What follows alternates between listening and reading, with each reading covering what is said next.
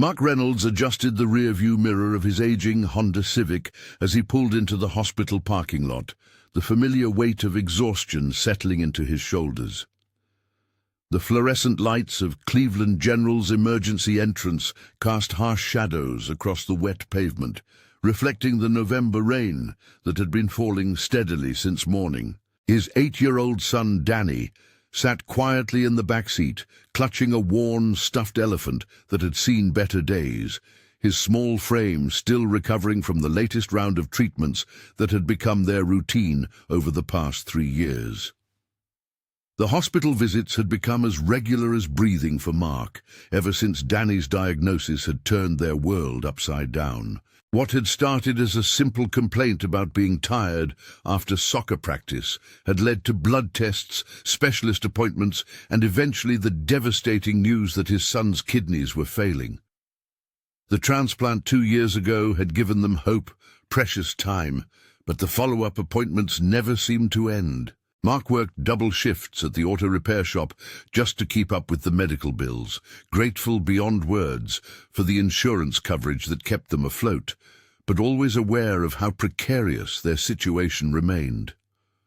As they walked through the automatic doors, Danny's small hand found his father's larger one, a gesture that still made Mark's chest tighten with protective love. The antiseptic smell of the hospital hit them immediately, mingling with the low hum of conversations and the soft beeping of medical equipment echoing from nearby rooms. They made their way to the elevator, Danny pressing the button for the 3rd floor with the practiced ease of someone far too young to be so familiar with hospital layouts. The appointment went well, better than expected. Dr. Patterson, Danny's nephrologist, smiled more than usual as she reviewed the latest test results, her voice carrying a warmth that had been absent during some of their more difficult visits. Danny's kidney function was stable, his energy levels were improving, and for the first time in months she mentioned the possibility of reducing the frequency of their visits. Mark felt something loosen in his chest, a knot of constant worry that had been his companion for so long, he had almost forgotten what it felt like to breathe without it. They were walking back through the main lobby when Mark noticed her. She sat on a bench near the hospital's side entrance, a woman who appeared to be in her early 30s, wearing a thin coat that looked insufficient against the November chill. Her dark hair was pulled back in a simple ponytail, and she held a white cane loosely in her hands. What struck Mark most was her stillness, the way she sat with perfect posture, despite the obvious fatigue in her shoulders. There was something about her presence that made him slow his pace, something that seemed both vulnerable and dignified at once. Danny noticed her too, tugging gently on Mark's sleeve. The boy had always been observant, perhaps made more so by his own experiences with being different, with standing out in ways that other children his age rarely had to consider. They paused near the information desk, and Mark found himself glancing back at the woman, wondering why she seemed to be waiting alone, why no one had come to meet her or help her navigate what he knew could be the confusing maze of hospital corridors. The rain outside had intensified, creating rivulets down the large windows that faced the parking lot. Mark watched other families and patients moving through the lobby, some with the hurried purpose of those late for appointments, others with the slower, more deliberate pace of those dealing with chronic conditions. The woman on the bench seemed separate from all of it, existing in her own quiet space despite being surrounded by the constant motion of hospital life.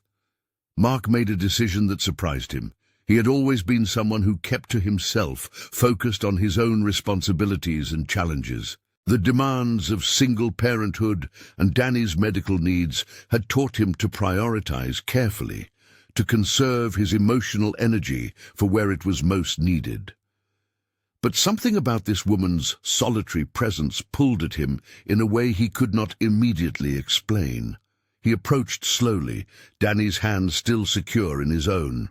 When he was close enough to speak without raising his voice, he cleared his throat gently, The woman turned toward the sound with the practiced precision of someone accustomed to navigating the world through audio cues. Her face was kind but tired, with lines around her eyes that spoke of struggles Mark could only imagine. He introduced himself simply, explaining that he and his son had noticed her sitting alone and wondered if she needed assistance with anything. Her response surprised him with its quiet strength. She told them her name was Emily Carter, and that she was waiting for a taxi that seemed to be running late. Her voice carried a slight rasp, as though she had been speaking very little recently, but there was a warmth in it that immediately put both Mark and Danny at ease. Emily explained that she had been at the hospital for a routine follow-up appointment, something she attended every few months as part of ongoing medical monitoring. She mentioned it casually, without elaboration, but Mark recognized the tone of someone accustomed to managing health challenges without making them the center of every conversation. Danny, with the directness that children often possess, asked if she was sick, and Emily smiled as she assured him that she was feeling fine, that sometimes people needed to visit hospitals even when they were not unwell. The conversation that followed was gentle and unhurried. Emily asked Danny about school, and he told her about his favorite subjects, carefully avoiding mention of the days he had missed for medical appointments.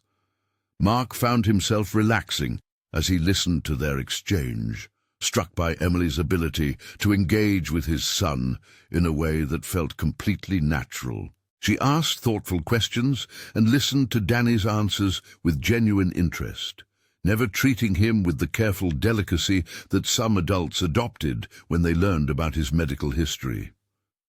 When Danny mentioned that they had just finished a doctor's appointment, Emily's expression grew more attentive. She asked, with the gentle curiosity of someone who understood that medical visits could be sources of both worry and relief, whether everything had gone well. Mark found himself sharing more than he typically would with a stranger, telling her about Danny's kidney transplant and the positive news they had received today about his recovery progress.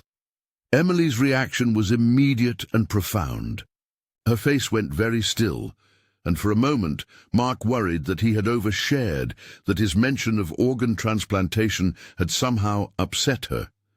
But when she spoke again, her voice carried a different quality, something deeper and more complex than the polite interest she had shown before. She asked very quietly when Danny's transplant had taken place and which hospital had performed the surgery. Mark answered her questions, puzzled by the intensity of her interest, but not uncomfortable with it. Many people had strong reactions when they learned about organ transplantation, either because they had been touched by similar experiences in their own lives or because the topic highlighted the fragility and interconnectedness of human life in ways that could be overwhelming to contemplate. Emily was quiet for a long moment after he finished speaking. Mark could see her processing something, working through thoughts or memories that seemed to be causing her considerable internal struggle. Danny, sensing the change in atmosphere, moved slightly closer to his father, while maintaining his friendly interest in their new acquaintance. Finally, Emily spoke again, and her words changed everything. She told them, in a voice barely above a whisper, that she believed she might be connected to Danny's story in a way that would be difficult for them to understand immediately. She explained that 3 years ago she had undergone a surgical procedure at the same hospital where Danny had received his transplant. The procedure had been performed under circumstances that she had never fully discussed with anyone, circumstances that had required her to use a different name for legal and personal reasons that were complicated to explain. Mark felt his heart begin to race as the implications of her words started to become clear. Emily continued speaking, her voice growing stronger as she pushed through what was obviously a difficult revelation. She told them that she had donated a kidney to an anonymous recipient, a child whose situation had moved her deeply when she learned about it through the hospital's organ donation program. The timing, the hospital, the age of the recipient, all of the details aligned with Danny's experience in ways that seemed impossible to dismiss as coincidence. The three of them sat in stunned silence as the weight of this revelation settled around them. Mark felt as though the world had shifted slightly on its axis, as though the ordinary hospital lobby had become a place where miracles and impossible connections could manifest in the most unexpected ways. Danny, not fully understanding the medical complexities, but sensing the profound importance of the moment, looked back and forth between his father and Emily with wide eyes. Emily explained, haltingly, that she had been living with her visual impairment since birth, and that the kidney donation had been something she had decided to do during a particularly difficult period in her life when she had been struggling financially and emotionally. The compensation provided to donors, while modest, had helped her through a challenging time, but more importantly, the opportunity to potentially save a child's life had given her a sense of purpose that she had desperately needed. She had never expected to meet the recipient or their family. The donation process was designed to maintain anonymity between donors and recipients, protecting the privacy and emotional well-being of all parties involved. But sitting here now, listening to Mark describe his son's recovery and seeing the healthy, vibrant child in front of her, Emily felt a completion that she had not even realized she had been seeking. Mark struggled to find words adequate to the magnitude of what he was feeling. This woman, this stranger, who had been sitting alone on a hospital bench, had saved his son's life. The kidney that was allowing Danny to run and play and grow, the organ that had given their family hope and a future, had come from the generous decision of this remarkable person who had asked for nothing in return and had expected never to know the outcome of her sacrifice. Danny, beginning to understand that Emily had done something very special for him, moved closer to where she sat. With the natural empathy that had been deepened by his own experiences with medical challenges, he reached out and gently touched her hand.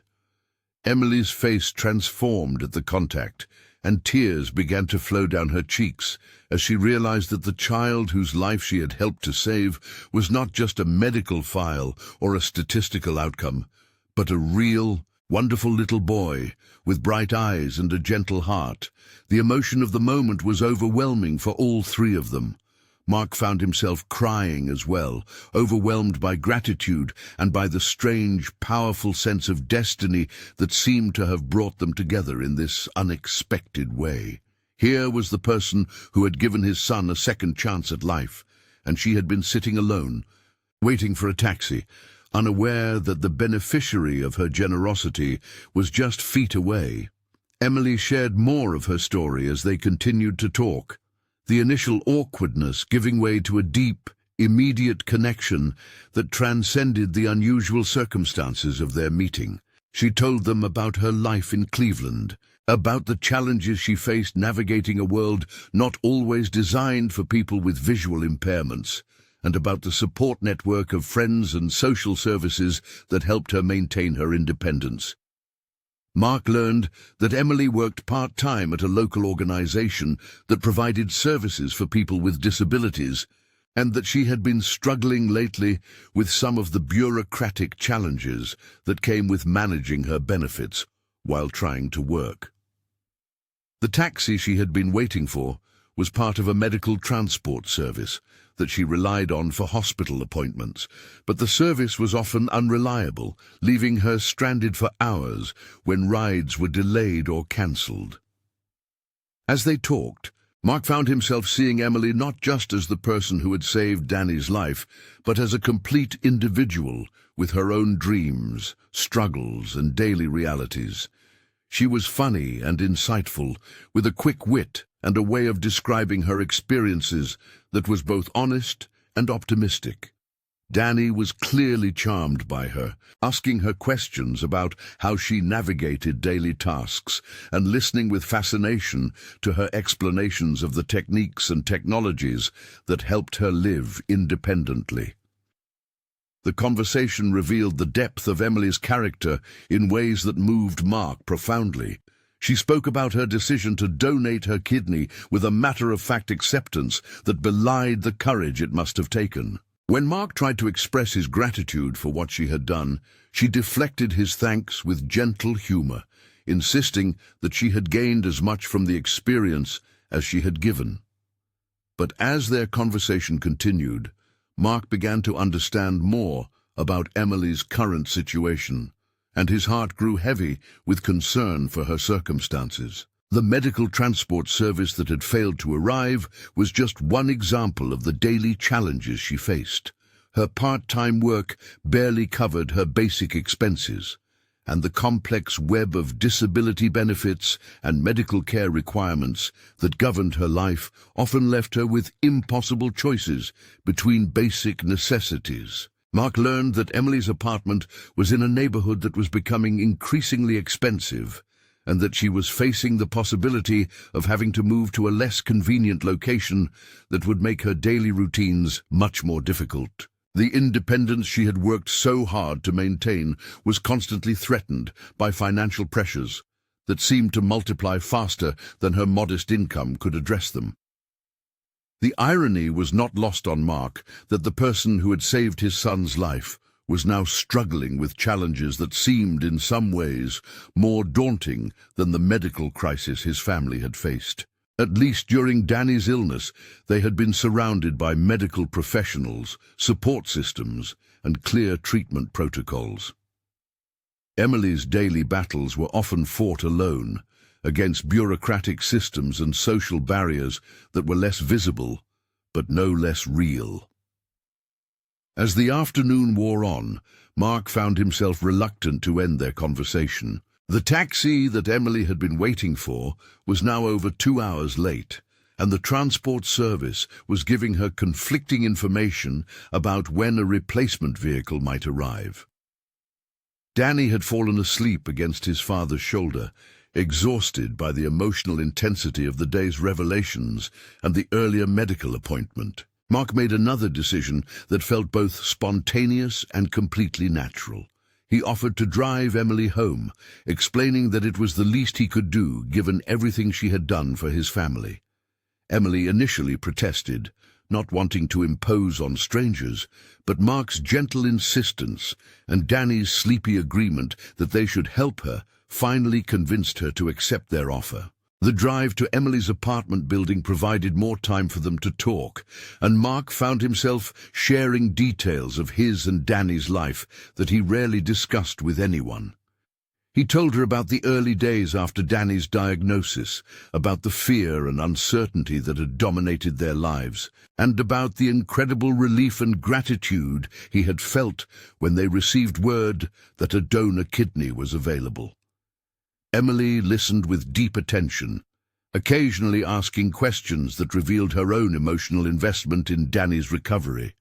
Mark realized that for her, learning about the positive outcome of her donation was healing wounds she had not even fully acknowledged. The anonymity of the donation process, while protecting everyone's privacy, had also left her with a lingering uncertainty about whether her sacrifice had ultimately been worthwhile.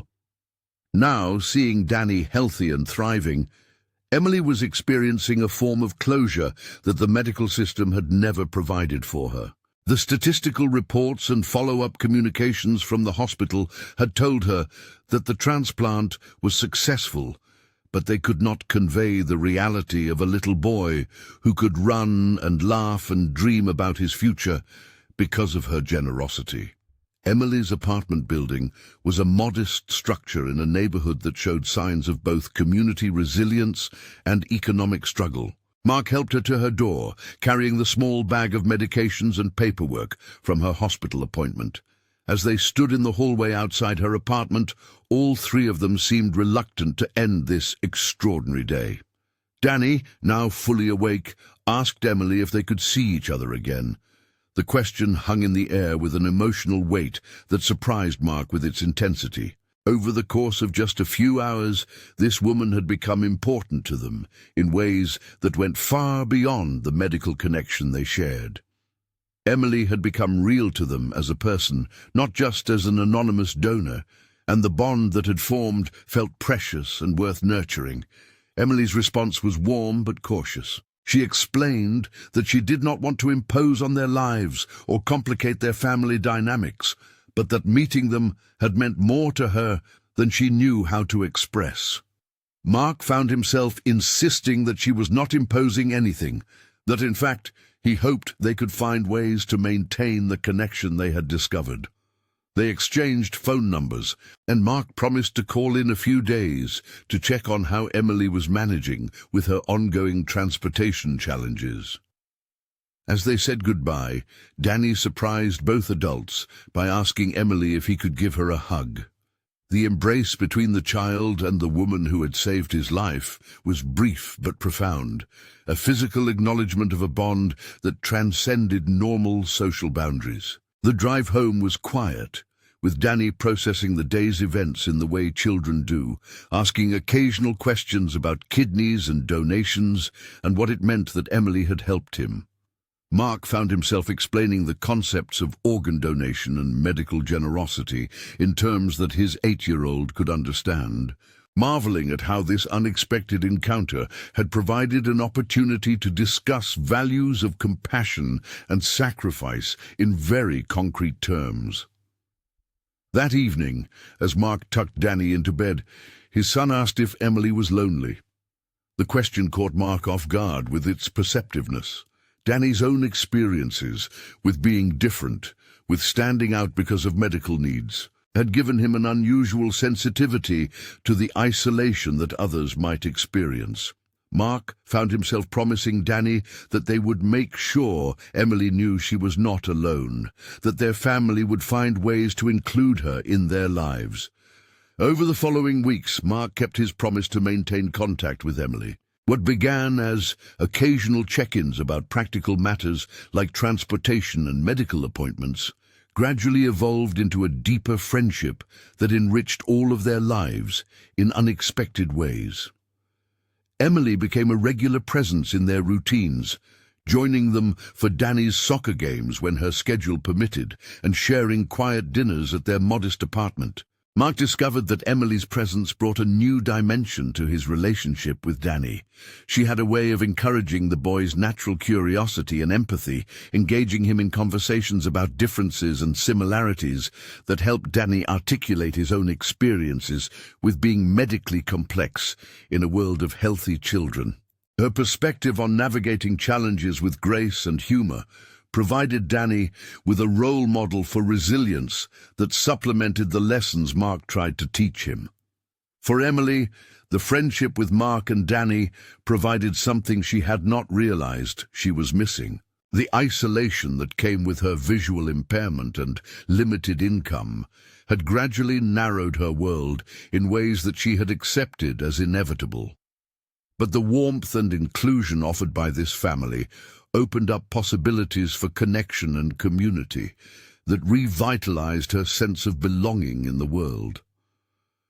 Mark found himself looking forward to Emily's company with an intensity that surprised him. As a single father focused entirely on his son's needs and their family's survival, he had not considered the possibility that another adult's presence in their lives could be anything other than a complication. But Emily's friendship proved to be a source of strength and joy that made their daily challenges more manageable. The practical aspects of their friendship evolved naturally. When Emily's unreliable transportation caused her to miss important appointments, Mark began offering rides without being asked. When Danny needed help with homework in subjects that challenged Mark's own educational background, Emily's patient tutoring filled gaps that had previously been sources of stress for father and son. But it was the emotional dimensions of their growing connection that created the most profound changes in all of their lives. Mark had been carrying the weight of single parenthood and medical anxiety for so long that he had forgotten what it felt like to share those burdens with someone who understood their gravity. Emily's presence provided not just practical support, but emotional understanding that came from her own experiences with medical complexity and daily challenges. Emily found herself experiencing a sense of family that had been absent from her life since her parents had died several years earlier. The warmth of being included in Danny's bedtime routines, of being consulted about decisions large and small, of having her opinions valued and her presence anticipated, fulfilled needs she had convinced herself were beyond her reach. Danny, perhaps most importantly, gained an additional source of adult love and guidance that enriched his understanding of what family could look like. Emily's different perspective on the world, her strategies for dealing with challenges, and her unwavering belief in his potential provided him with tools for resilience that would serve him well throughout his life. As winter deepened into spring, the three of them developed traditions and routines that solidified their bond. Sunday morning breakfasts became a weekly celebration, with Danny helping Emily navigate the kitchen while Mark managed the more complex cooking tasks. These domestic moments, simple and unhurried, created a sense of belonging that none of them had expected to find. The medical appointments that had once been sources of anxiety for Mark and Danny became opportunities for Emily to provide moral support and practical assistance. Her experience with navigating healthcare systems, combined with her emotional investment in Danny's well-being, made her an invaluable advocate during difficult conversations with insurance companies or scheduling conflicts with specialists. Mark realized that his feelings for Emily were evolving beyond friendship, but the complexity of their situation made him cautious about acknowledging or acting on those emotions. The foundation of their relationship, built on gratitude for her life-saving donation, created unique pressures that he worried might complicate any romantic development between them. Emily seemed to be experiencing similar emotional confusion, drawn to Mark in ways that felt both natural and complicated by their unusual circumstances. The depth of connection they shared, forged through Danny's medical needs and their mutual caring for his well-being, had created an intimacy that transcended typical friendship boundaries while remaining undefined and unexplored. The turning point in their relationship came during one of Danny's routine follow-up appointments.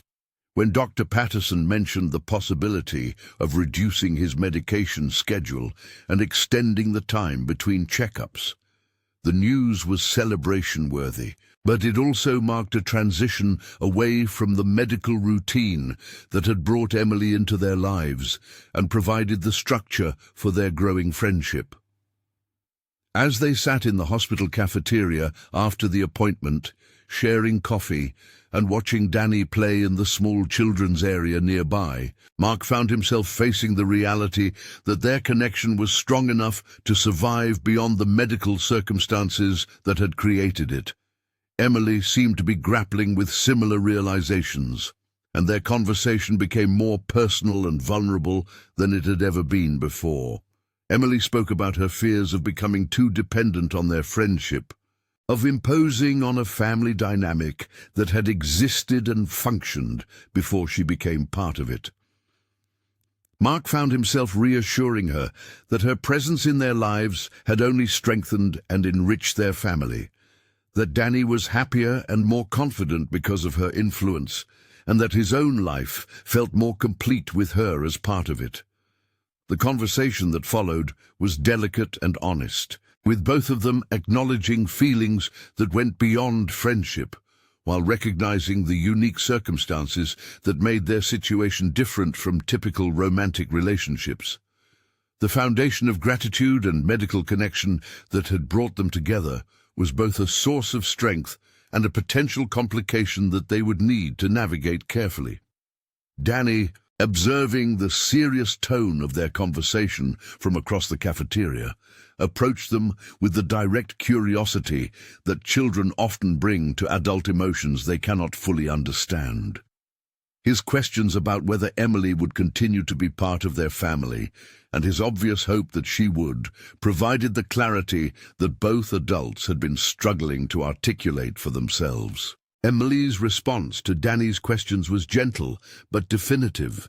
She assured him that she considered herself part of their family already, that the connections they had built were permanent and precious to her, and that she hoped to continue sharing their lives in whatever ways felt right for all of them.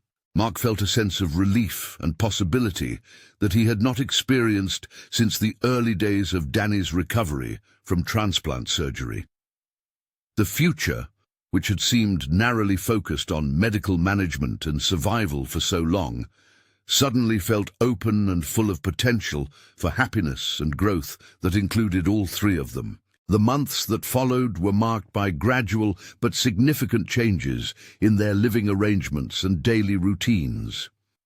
Emily's lease renewal provided an opportunity to consider alternatives that would bring her closer to Mark and Danny's neighborhood, making their informal family structure more practical and sustainable. Mark's concerns about the financial pressures Emily faced led to conversations about how they might pool their resources in ways that would benefit everyone.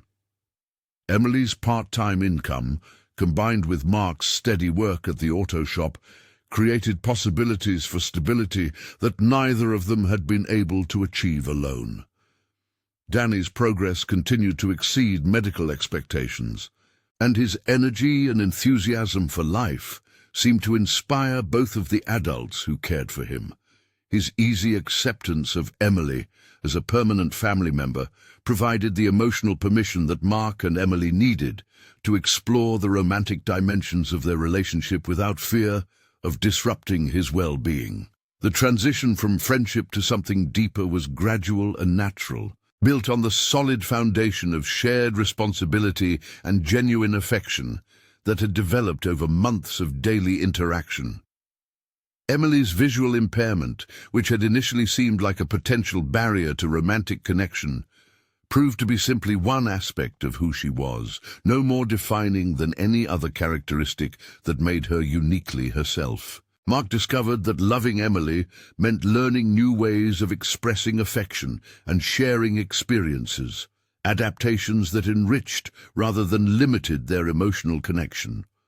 The non-visual aspects of intimacy, the importance of touch and voice and shared presence, created dimensions of relationship that felt both novel and deeply satisfying. Emily found that being loved by Mark and included in his relationship with Danny provided her with a sense of belonging and purpose that transformed her understanding of what was possible in her life.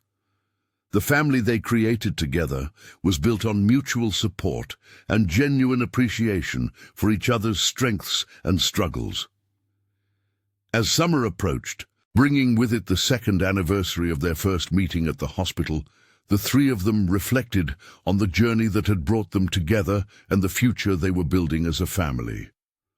Danny's health remained stable and strong, a daily reminder of the gift that Emily's generosity had provided and the foundation upon which their entire relationship had been built. The anniversary of the transplant, which had once been a day of mixed emotions for Mark, combining gratitude with painful memories of Danny's illness, became a celebration of family and recovery and the unexpected ways that generosity could create connections that lasted far beyond the original act of giving. Emily's presence at this anniversary celebration felt both natural and miraculous, a reminder that the decision she had made 3 years earlier to donate a kidney to an anonymous child had ultimately led her to the family she had always hoped to find. The kidney that had saved Danny's life had also, in ways none of them could have predicted, saved Emily from the isolation and financial instability that had been defining her existence. Mark often reflected on the series of seemingly random events that had led to their meeting that November afternoon in the hospital lobby. Emily's delayed taxi, their decision to offer assistance, the conversation that had revealed their medical connection, all of it seemed too perfectly orchestrated to be mere coincidence, yet too natural and unforced to be anything other than life unfolding in its mysterious and wonderful way. Danny, now 10 years old and thriving, had integrated the story of Emily's gift into his understanding of family and love, and the ways that people could care for each other across boundaries of blood and circumstance. His easy acceptance of their unconventional beginning provided a model of openness and gratitude that both adults strive to emulate in their own relationship. The three of them had created a family structure that worked beautifully for their particular circumstances, built on foundations of mutual respect, shared responsibility, and deep affection that had been tested by daily challenges and strengthened by daily joys. Emily's visual impairment, Mark's role as a single father, Danny's medical history, all of these aspects of their individual lives had become simply parts of the larger story of their life together. As they looked toward the future, they saw possibilities for continued growth and happiness that honored both their individual needs and their commitment to each other as a family. Emily's career goals, Danny's educational development, Mark's dreams of eventually expanding his auto repair business into something that could provide greater financial security. All of these individual aspirations were now part of a shared vision for their life together. The love that had grown between Mark and Emily was built on the solid ground of shared experience and mutual support, enriched by their individual strengths and deepened by their commitment to providing Danny with the stable, loving family environment he deserved. Their relationship had begun with the most profound gift one person could give to another, the gift of life itself, and had evolved into something that honored that gift through daily acts of love and kindness. On quiet evenings, when Danny was settled into his homework and the day's responsibilities were managed, Mark and Emily would sit together and marvel at the journey that had brought them to this point. The hospital lobby where they had first met seemed like a distant memory, yet the gratitude and wonder of that moment continued to inform their relationship and their understanding of how precious and unexpected the best things in life could be. Emily's laughter, which had been rare during the difficult years before she met Mark and Danny, now filled their home regularly, a sound that reminded all of them that joy and love could emerge from the most challenging circumstances. Her presence had brought light and warmth into their family in ways that extended far beyond the medical gift she had originally provided. Danny's relationship with Emily had evolved into something that resembled a mother-child bond, without requiring formal definition or legal documentation. The love and guidance she provided him, and the love and trust he offered her in return, created a family dynamic that felt complete and natural despite its unconventional origins. Mark's love for Emily had grown slowly and steadily, built on respect and admiration and daily shared experiences that had revealed the depth of her character and the compatibility of their values and dreams. What had begun as overwhelming gratitude had evolved into a partnership that strengthened both of them and provided Danny with the security and love every child deserved. The medical community that had facilitated Emily's original kidney donation would probably be amazed to learn about the family that had grown from that anonymous gift. But for Mark, Emily and Danny, their connection felt like the most natural thing in the world. Love had grown from generosity, family had emerged from crisis, and hope had been born from the willingness of strangers to care for each other in the most fundamental ways. Their story continued to unfold with the quiet satisfaction of a life well lived, marked not by dramatic gestures or extraordinary events, but by the daily accumulation of small acts of love and kindness that created the foundation for lasting happiness. The kidney that had saved Danny's life had ultimately saved all three of them, bringing them together in ways that honored the best aspects of human connection and the mysterious ways that love could emerge from the most unexpected circumstances. As autumn returned to Cleveland 3 years after their first meeting, Mark found himself standing in the same hospital lobby where their lives had intersected so unexpectedly. This time, however, they were not there for Danny's medical appointments or Emily's routine checkups.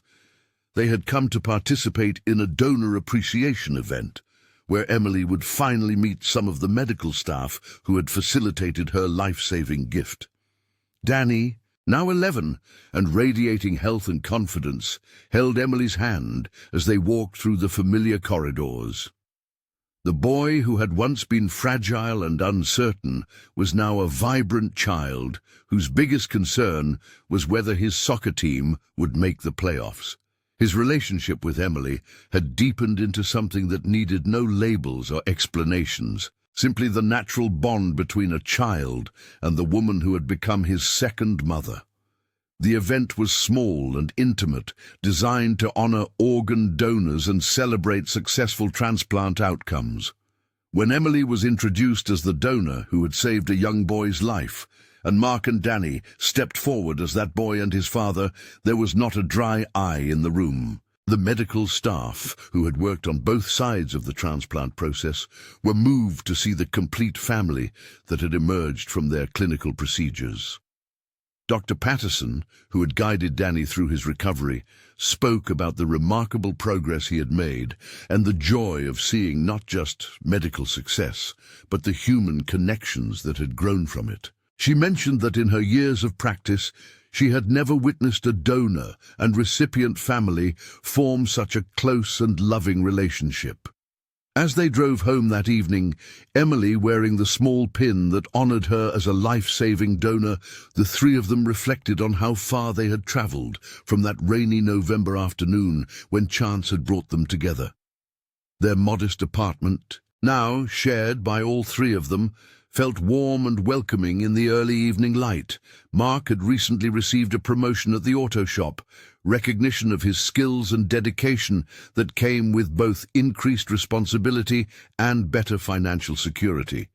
Emily had transitioned to full-time work at the Disability Services Organization, her insights as someone who had lived with visual impairment making her an invaluable advocate for other clients facing similar challenges.